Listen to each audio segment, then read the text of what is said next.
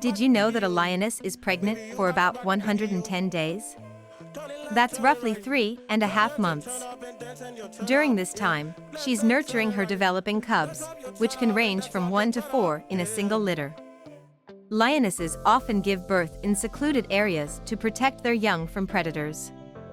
After the cubs arrive, she'll keep them hidden for the first few weeks, only bringing them out when they're strong enough to join the pride.